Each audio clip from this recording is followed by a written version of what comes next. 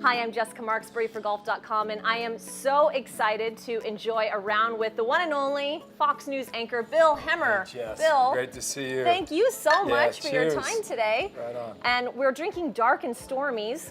I'll have a quick sip here. Mine's virgin though, right? For the record. Yeah, so still on I'm the clock. feeling a little bit on the spot here as the only one with alcohol in my glass. But hey, you know what? The man has a big day ahead of him, and I'm just going to take some sips, so we'll be okay. It's great to be here with you.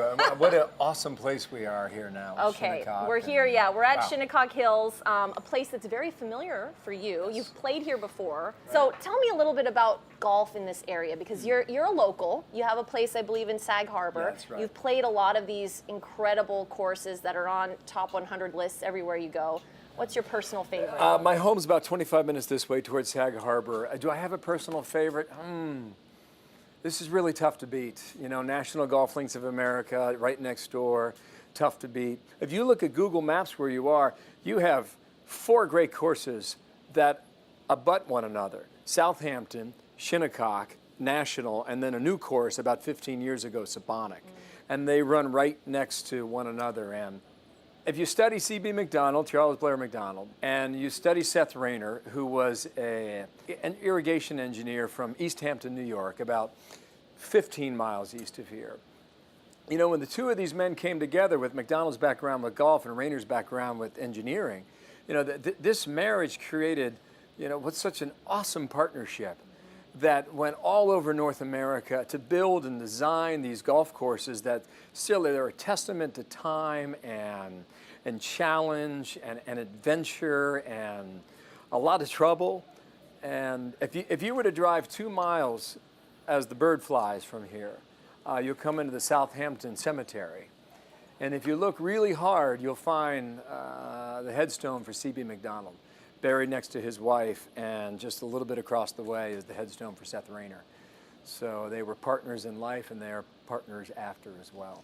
Well, are you telling me then it's hard to pick a favorite? Because between those guys, right? I mean, it's like, I mean, how do you choose? Yeah, well, I think, you know, the 3 oldest, Maidstone, which is a beautiful golf course with so many holes on the Atlantic Ocean, which is really hard to find this part of the world. And then, of course, the monster, which is Shinnecock. And the intricacies of National, right next door. It's really difficult to make a selection and say one is better than the other. Well, you've been a broadcaster now for the better part of, what, 3 decades? Seems hard to believe. And I know America's Newsroom now is your mainstay. Have you ever played golf with President Trump? I have not, actually. I would enjoy that. I think that would really be a memorable round. I know a lot of people who have. Maybe he doesn't know how serious you are about the game yet. Maybe you're right. That's all it might maybe take. he sees this, you know, and maybe that lights something. But I would accept the invitation. I think it would be that would be a great loop. If you look back on any major news story over the last several decades, you've been a part of it. Is there any particular one that stands out to you that kind of touched your life in a way you didn't expect? We may need a few more of these. You can stay as long as you want, Bill. Thank you. Thank you. You're a great hostess. 9/11 certainly comes to the top of mind for all of us and the experiences we had in Lower Manhattan. Then from there off to Afghanistan, and then Iraq to follow. And those are all, those stories change you in ways that you cannot predict. You always come out of it as a different person with a different perspective and a different feeling that you had going in it. Well, one story that really surprised the way I personally reacted was the earthquake in Haiti. And I tell a lot of people about this because you're flying into a country that had nothing to begin with. And then there's destruction and humanity at a level that you're not quite prepared for in that condition. And I've always thought you have to have broad shoulders and thick skin. And I've seen a lot all over the world for a long time. But that was a moment where it got to me in a way that I had not expected. But the Newtown shooting in Connecticut was certainly something that I will never get out of my mind as long as I am here on this planet. Well, when you think about also all the things that you've seen and the news that you're absorbing on a day-to-day basis, is it ever tiresome to you in the sense that you wonder how much longer you will do this, or is it just how do you stay continually motivated day in and day out? Well,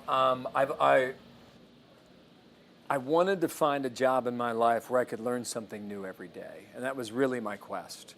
And I found it.